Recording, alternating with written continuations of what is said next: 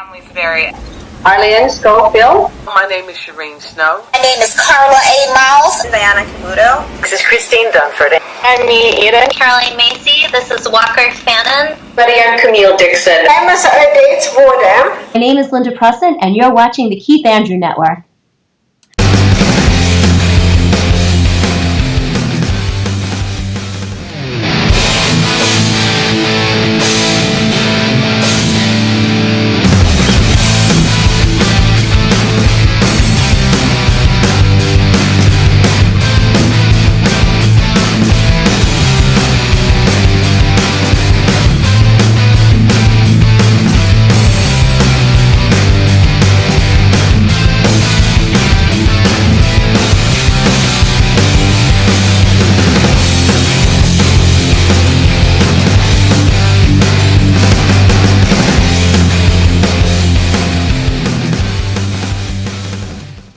Ladies and gentlemen, my name is Keith Andrew. I'm here with the talented and beautiful Nina Martina, and this is episode 430.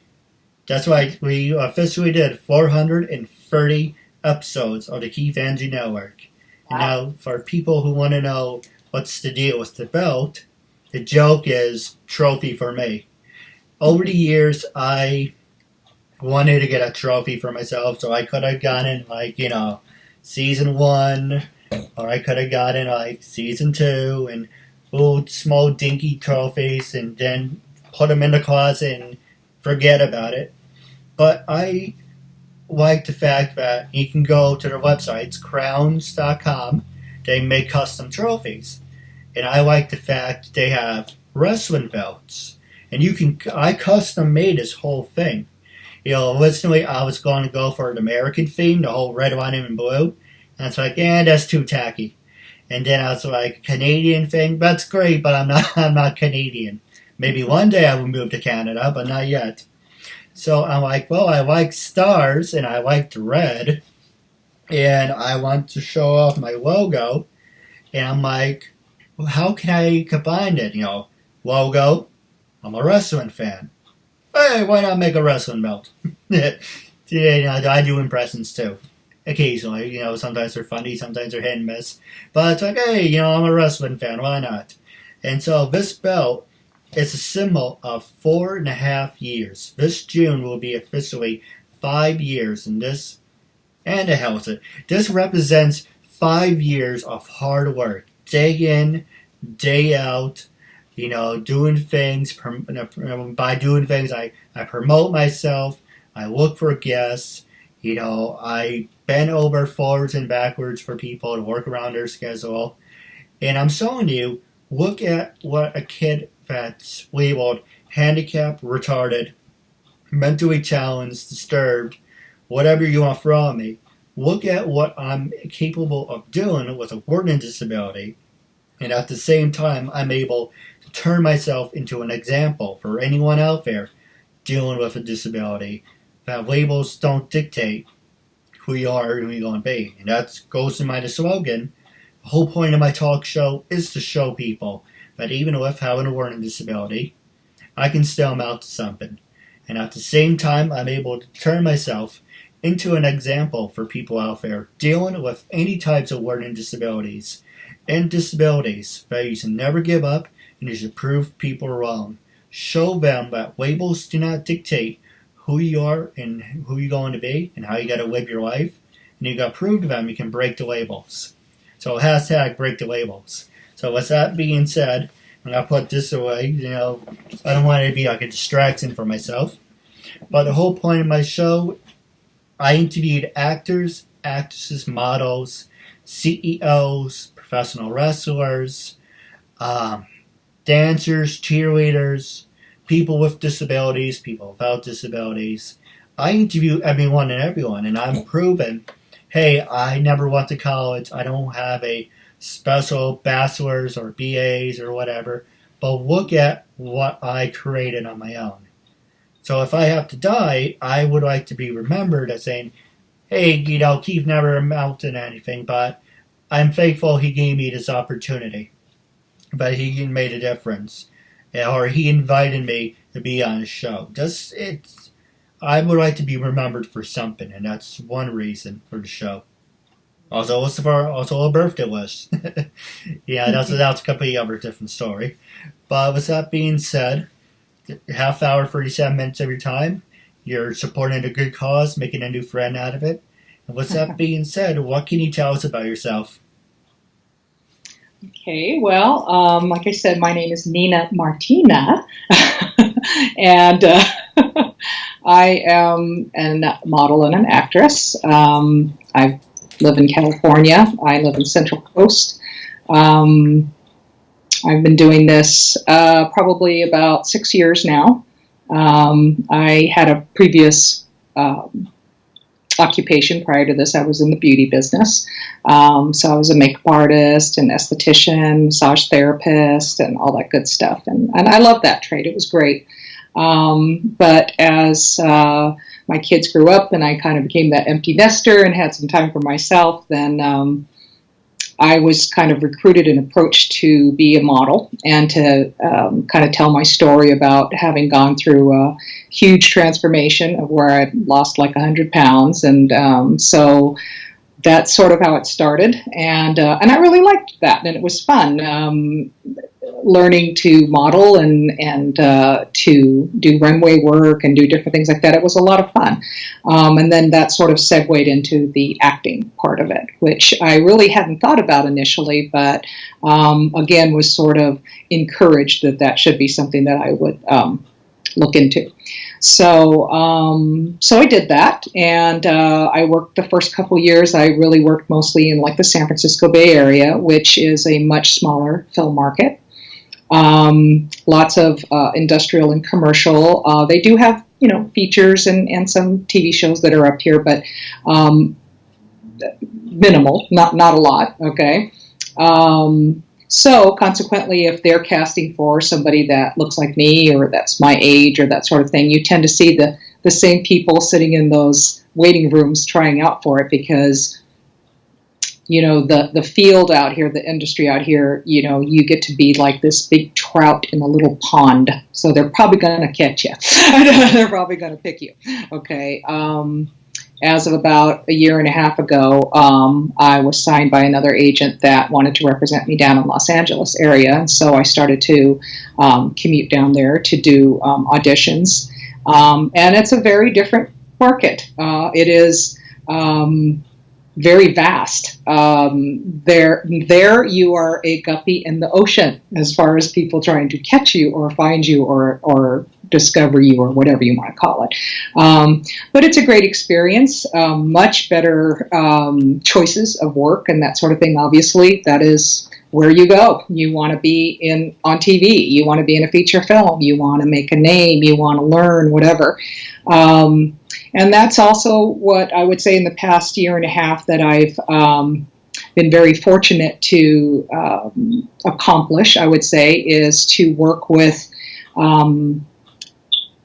Los Angeles casting directors, talent managers, actors themselves that are well established. A lot of them do classes. I would say that it's a combination of, it could be a financial thing where, they're not being as booked as much, and so they come up and do these types of classes.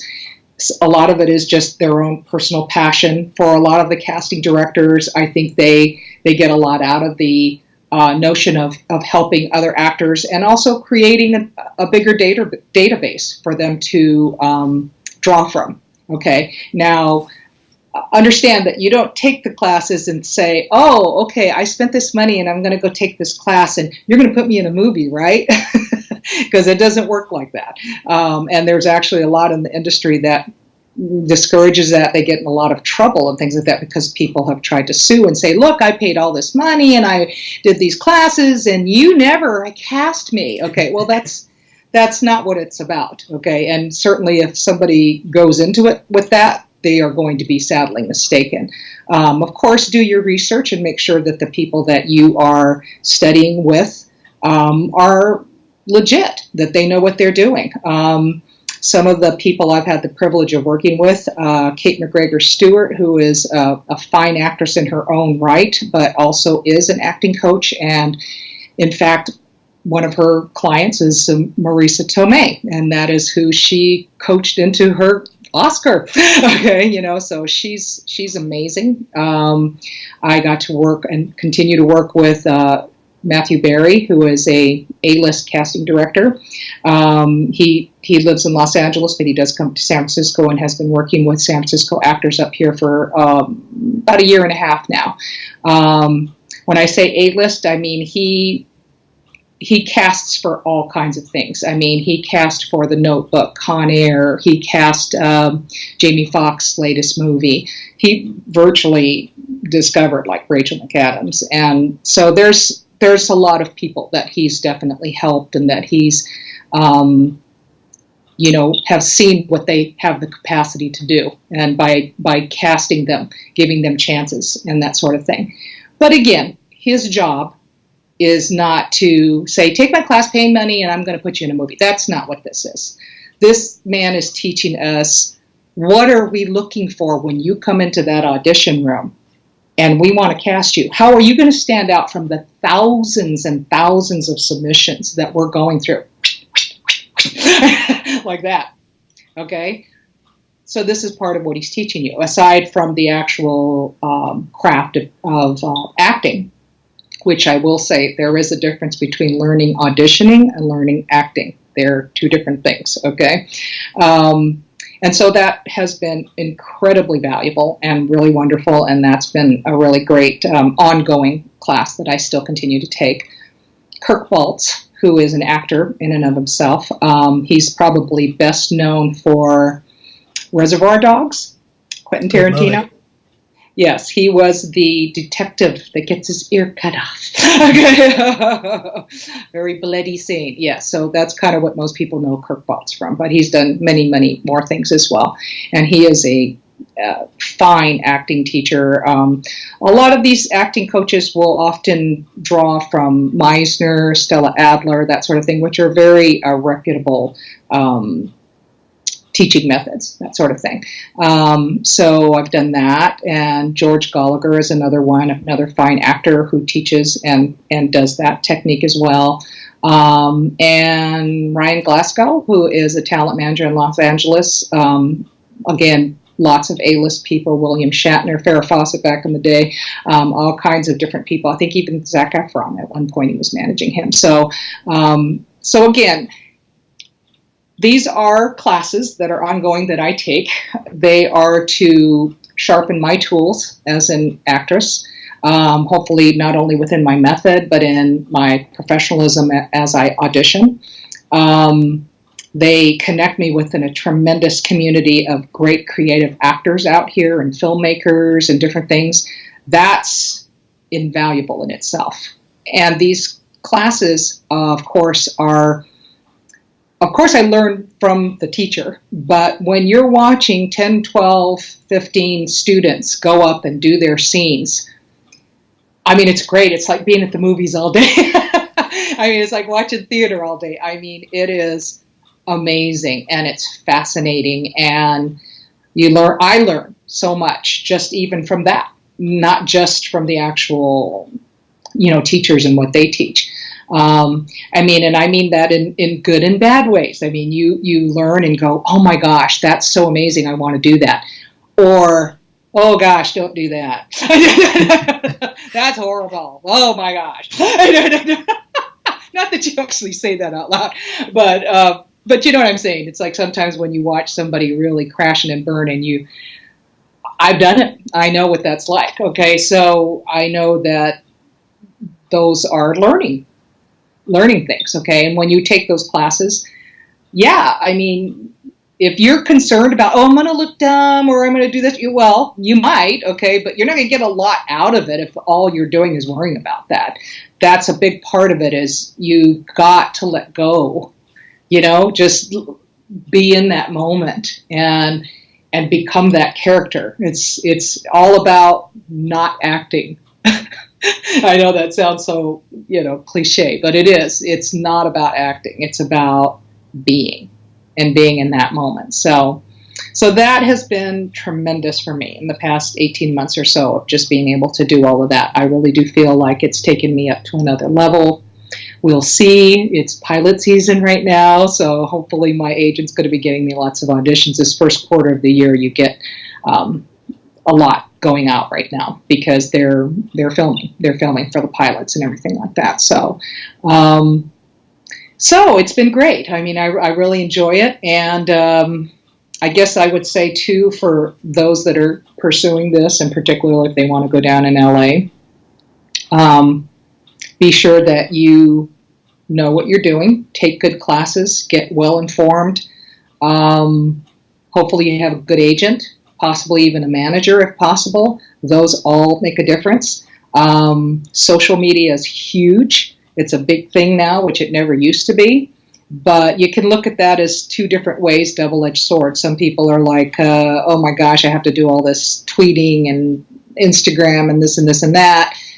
Well, yeah, but it's free press for you. I mean, even like you're giving me this opportunity to be able to talk to you, and this will be on YouTube. So, it's a tool that if you're not using it, it's a great disadvantage to you. And quite frankly, I've even been told that casting directors and other people, they'll look at your profiles. They'll look at your IMDb. They'll look to say, oh, okay, Keith Andrew here, oh, well, he's only got 40 followers. It's like, or he's got 100,000 followers. Okay. Wow. We want to talk to this guy. Okay. We want to know about this guy. Okay. They do that. They do look at that. Okay. And it can actually, even though I don't think this is the coolest thing at all, but it can be a deciding point on, okay, we're down to these two, but she's only got 45 followers and she's got 100K. Well, you mentioned a whole bunch of great things, but I do want to ask you real fast. Okay. And going back to what you're saying, first off, for people who want to say it about the guy with the ear, he didn't really get his ear cut off. He still has his ear. That's number one. Right. And you mentioned you lost 100 pounds. Congratulations. Unfortunately, I found it. That's why I have a fat neck. You picked it up for me, huh? I don't know. And also, two things I want to talk to you about. It's acting classes. And I was thinking about actually taking an acting class. I sat in on one for a day or so. Yeah. And the first one was free, so the first two are free. Uh-huh. And he's like, okay, so for season one, semester one, or season one, whatever you want to call it. Semester one, it's going to be $600, and we're going to teach you how to walk. Excuse me, just trying to catch my breath. I talk a lot. Semester one, how you got to walk like an actor, what they're looking for, and we're going to teach you. We did something like telephone, and I didn't really care. I just made it up.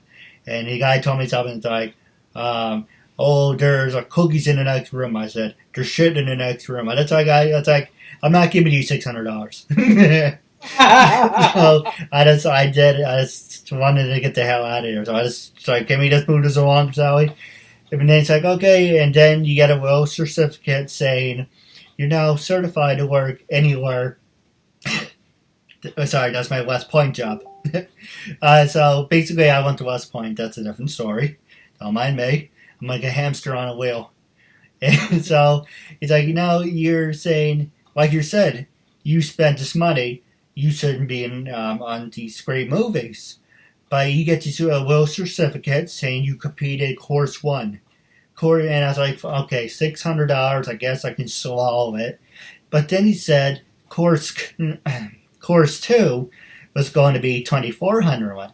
Hell no. No, absolutely not. You know what I can do with $2,400? I can actually move out of my parents' house if I wanted to. Right. But I gave it to this guy, and the same thing. You finish the course, and then you're like, I just paid, 24 plus 6. I suck at math, so I think that's like 37. Yeah, it's a lot of money. Well, let's just say $3,700. And it's like, okay, I paid $3,700. Now I have the right to be in this movie. I have the right because I paid to be in the movie. I took the classes, what you're saying, just because you pay for classes does not mean that it gives you the right to be in whatever TV show, commercial, or clip. Right. That's number one. Right. And the other thing you're mentioning is social media, one of my favorite subjects. Social media, can it make you or break you? And you did hit the hammer on the head a whole bunch of them, and you answered a whole bunch of questions. But I'm going to ask you something, because I'm not going to ask you to repeat yourself, because I do have a disability, but I do remember important things. And you said, I have 40 people following me, and you have 4,000 people. Right. However, I have a good message because I'm showing people with disabilities you can still mount to something. But you have the following. So what outweighs what? You're saying, yes, you have the following, but you can do laps around me, frankly. But for me, I have the stronger message. I agree. So, without beating around the bush, the question I was trying to get to is, what outweighs what? Yes, you have the numbers, but you don't have the following. But what to you, in the whole social media world out there, what's more important? And I know you're going to say the numbers, but frankly, I think the message outweighs the numbers. Well, and I would say on a personal level, I would have to agree with you on that, Keith. Okay, because I do think that is more important. It holds more water, if you will. Okay, but you are right. They don't care, and they will look at the numbers, and that's the only thing that they're going to look at. Okay, and honestly, there are. I don't know what you want to call them, companies or whatever out there that you can go buy followers. They'll just start giving you people like that sort of thing like that. I don't personally advise that, particularly if you're an actor like myself and trying to, hey, I'm going to puff myself up here with all these followers, because they can actually find that out. They can figure it out. I actually had talked to my agent about that, and they said, yeah, they know when you do that. Okay, and so don't do that. Yeah, it's because it doesn't bode well. It doesn't make you look good. Okay, it's, oh my gosh, well, she had to pay to get those 100K followers. You know what I mean? It's like, yeah, So now that's where I would have to say what you're talking about comes into play there. Because even if you say, I only have 40 followers, oh my gosh, but they're 40 followers that you earned that want to be your follower, that want to know what you have to say, Keith, okay? Versus, and then I paid $200 or whatever the heck it is, and I got 100K followers, but I don't know who they are, and they're a bunch of trolls, and they say stupid things, and you know what I mean? You don't know. So yeah, I mean, it's unfortunate, but yes, that is what they look at, okay? And I'm not young, I'm not a millennial, okay, or that sort of thing like that. I mean, but I try my best to at least do as much as I can. I mean, I do try to post on a regular basis. I post positive things. If I have work, if I have an audition, I have something, I'll take a little picture, I'll do something like that, just to show that, hey, I'm active, I'm doing something, I'm out there, okay? Here's a great acting quote, or here's a thing about don't give up. I mean, you're very much on that theme, Keith, with that, never give up, don't get labeled, all those sorts of things. So, I try and post positivity as much as possible, that sort of thing. Mostly because, again, it shows the more times that you're on there, then I'm getting new followers almost every time I do that. I'm getting other people that are looking and checking out my stuff, and so that's what you're doing. You know what I mean? It's just like free advertising kind of a thing like that, But what they don't tell you is, and unfortunately I am guilty of it, because when I first started, about 2013-14, I wanted to take the easy way. They want me to smooth over so people don't think I'm facing the wall. So I'm trying to face the camera now. So basically it's $5 or $10 we give you 100 people. What they don't tell you is if you don't pay, or if you cancel your description, they could be assholes about it and freeze your account. Oh, wow. I give you a perfect example. I canceled my thing with Facebook. Facebook was going to do my ads and whatever. Mm-hmm. And they're like, they're still hounding me for $3. It's like, I canceled my account. You're not getting the money from me. Piss off. So, but, and then Twitter too. And I was like, oh, people are kept adding me. Why aren't my numbers moving? It's because they froze my account. So I had to take it off, recreate my account, and said, you know what? I'm not paying anyone because that's a coward's way. I'm going to earn it. So I have 800.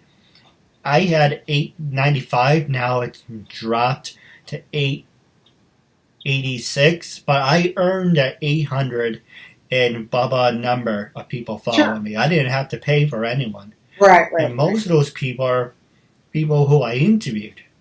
Sure. But, so there is the easy way, but there's a lot of catches to it. That's right. Like freezing your account.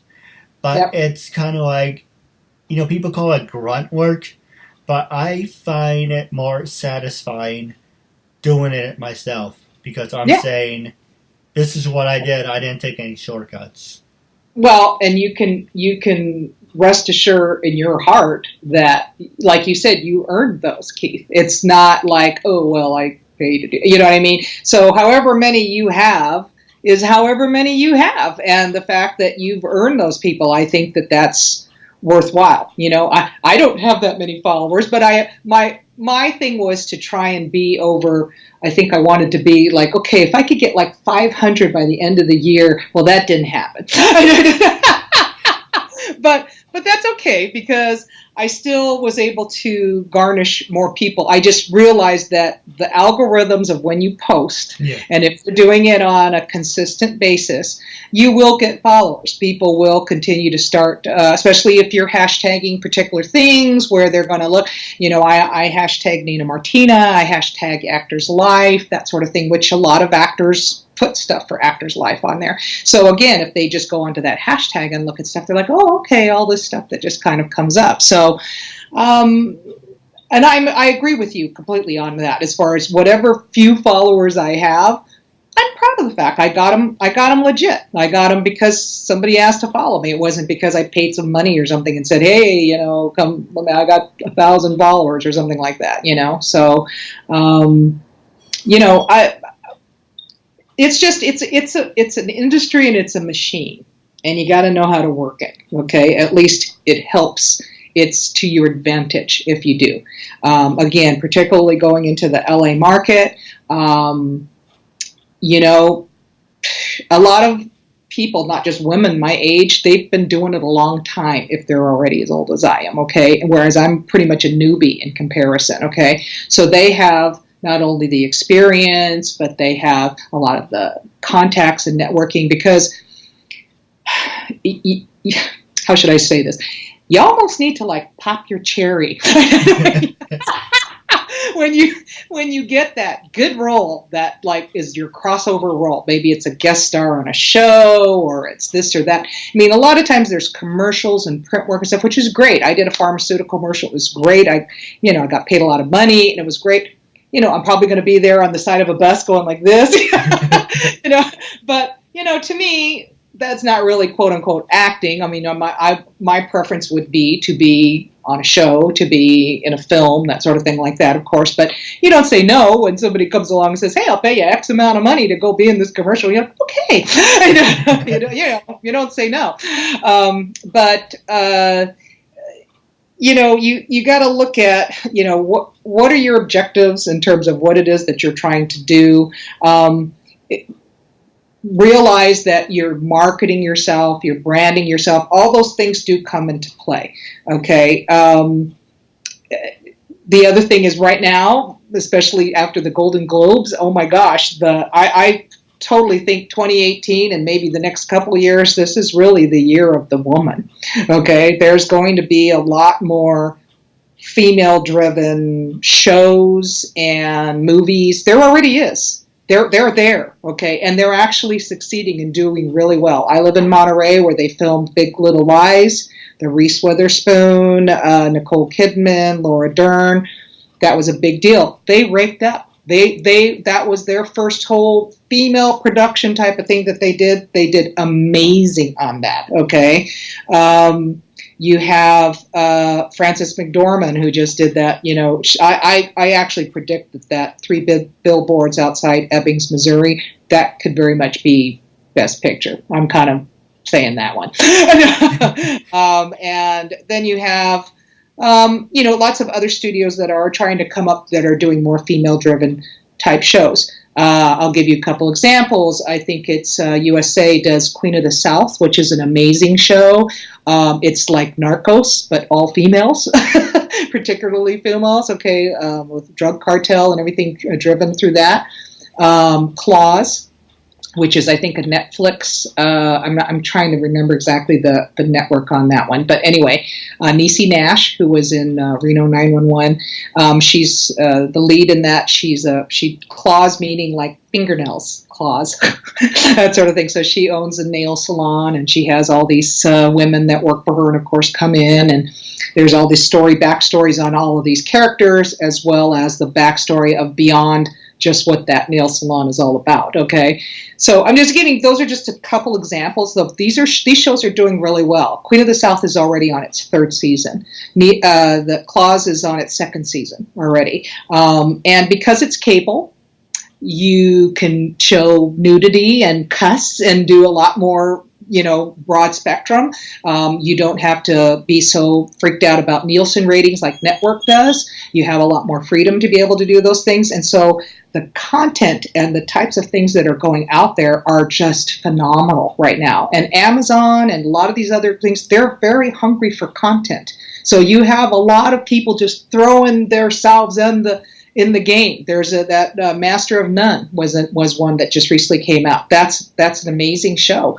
The guy that was the lead in there just won for Golden Globes. Okay, little show out of nowhere. I mean, it just, this Indian guy and his life and the cultural things that he has to go through and everything like that, and his friends and the things that they do.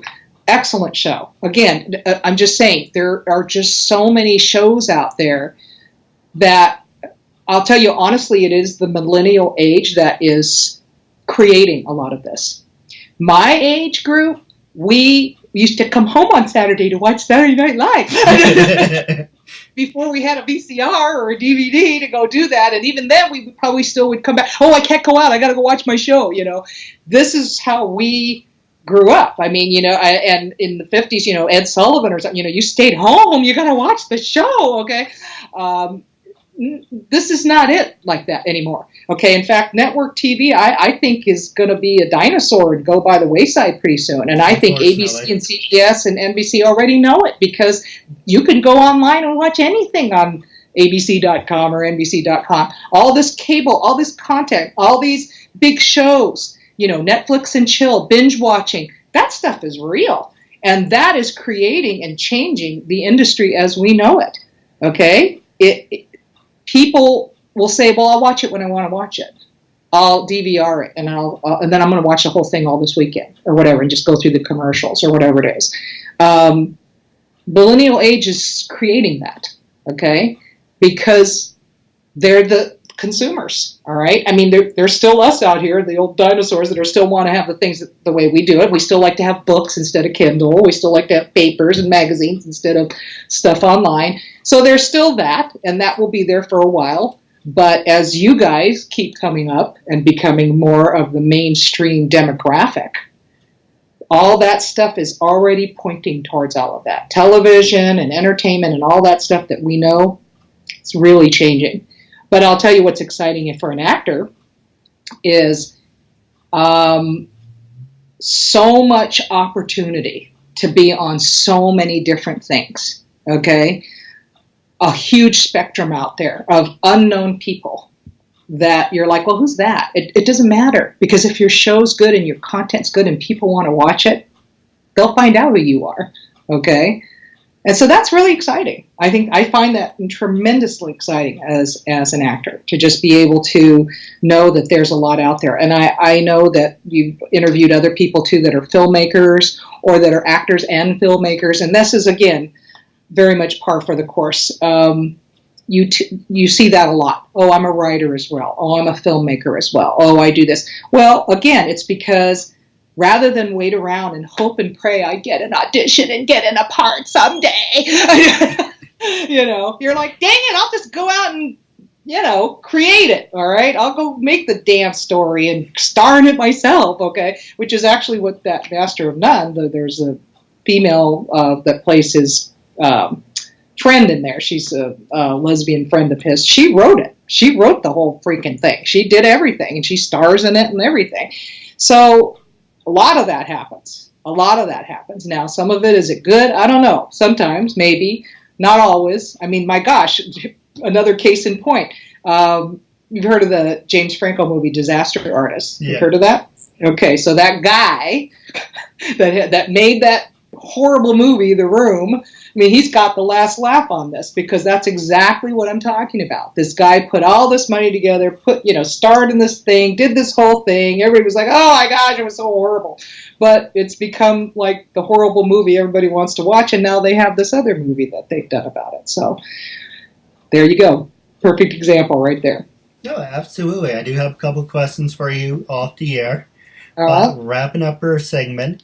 Are you on Twitter, LinkedIn, States 32? And my second part to that question is, when I first approached you, be a guest on my talk show, what was your first reaction the first time? And when I reached out the second time, what was your reaction, and what made you say yes? Okay, so let me go in order here. So you're asking me whether or not I'm on Social LinkedIn. media. Yeah, social media. Yeah, I'm on all of those. So yes, I'm on of course Facebook, LinkedIn, Snapchat, Twitter, Instagram, and oh gosh, what else? Well, Stage 32 as well, which is sort of like a LinkedIn just for the entertainment industry, basically. What was my reaction the first time? Well, at that time, because it's been a couple years, hasn't it? I think 4.5 years. Yeah. I was curious. I thought to myself, well, that's interesting. I don't think that, I know that you had that sort of tagline that you put into that, like, okay, well, I'm doing this, I'm breaking the labels, and I want to show that I'm capable, I can amount to something despite having this disability, et cetera, et cetera. I don't know that any of that even came into play. I don't think that was necessarily where my curiosity came from. I just am always drawn to people like yourself. Not necessarily, I'm not talking about disability. I'm talking about, Keith, you're a man that's gone out there and decided to do this thing, okay? You made it happen. You did it. You said, hey, I don't know, I'm going to go look, I'm going to try and do this, I'm going to get that. That's what I was attracted to. The other stuff, I get it. I understand what you're trying to do and the message you're getting, and I think that's fabulous, but that had really less to do with it. It was my admiration and respect, I suppose, at the fact that you had chosen to do something like this.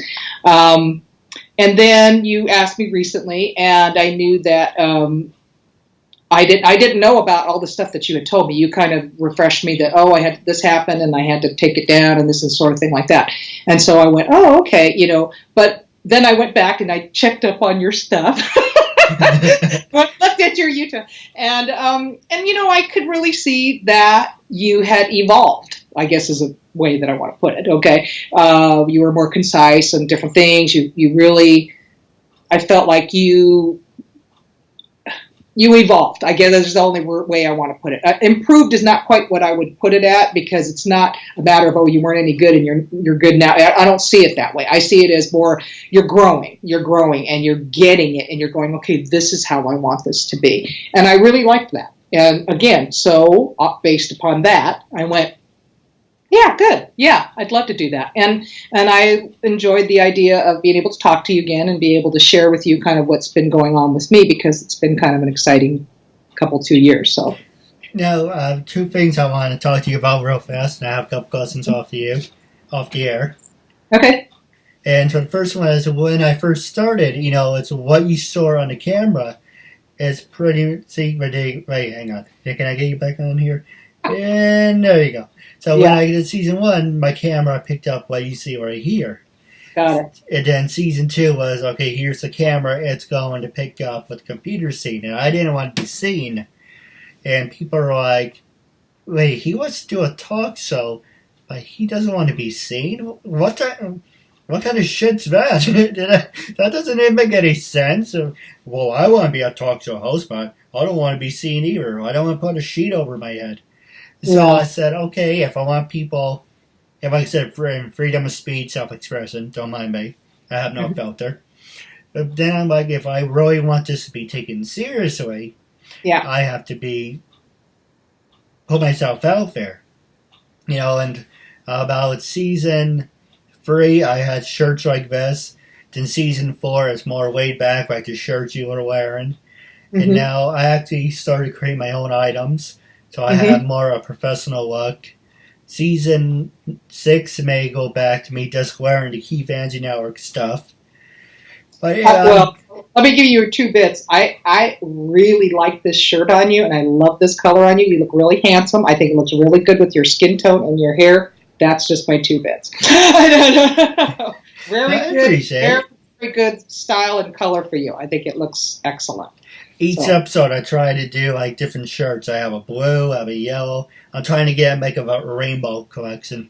Yeah, well, that's good, because then every time everybody turns it on, they're like, oh, wow, look, okay, he's wearing this. But I just know that I remember the last time, I couldn't even tell you what you wore last time, but that's just because it was like, oh, whatever. Okay, but like this, I remember that because it looks good, and it's a good color on you, and it looks really nice on you. Yeah, I appreciate it. Now, going on a little personal note, for people who said, yeah, I did your interview the first time, once was enough, or, yeah, we did the interview, I don't want to do your show again, what do you have to say to those people? I would say that you're missing an opportunity, and that you are putting yourself in a box if you think that. I think that also, I don't know, what is their objective? Do they feel, well, you're nobody, so why would I waste my time? Okay, if that's where you're coming from, well, that's a shame. That's a shame, because you never know. Number 1, who's going to see what? Okay. Number 2, I look at it as an artist and an actor as myself. I mean, I look at what you're doing, Keith, and I'm like, hey, I would like somebody to acknowledge and respect that in me if I was doing that, or I am doing it. I'm trying to be an actor. I'm trying to go out there and do this thing. And so I guess that in my mind, that's a shame that they think of it like that, because then clearly it's like an objective of saying, you know what, I want to be an actor, I want to go to LA, I want to do all this because I want to be rich and famous. Okay.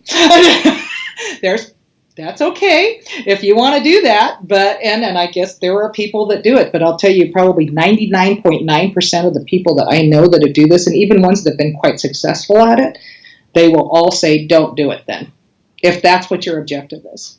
I just want to be famous. I want everybody to know me and be a movie star. Okay. You can do whatever you want, okay? But it's not a business, in my opinion, that you get into because you want to make lots of money and be famous, okay? Yes, that can happen. Yes, you absolutely could have those things come. But if you talk to probably the majority, if not 100% of those A-list stars and people that have done that, that was not their objective initially. It was about the art, it was about the craft, it was about being good and being in love with it and having a passion for doing that. Because trust me, especially when you're at like my level, you ain't making money, you're spending it. you ain't making it, okay? Even when you get a job, you ain't making it, okay? Because by the time you put in your gas and you're traveling and, I got to do this and I got to go get the reel and I got to go do this, you're spending money. You're not making money, okay?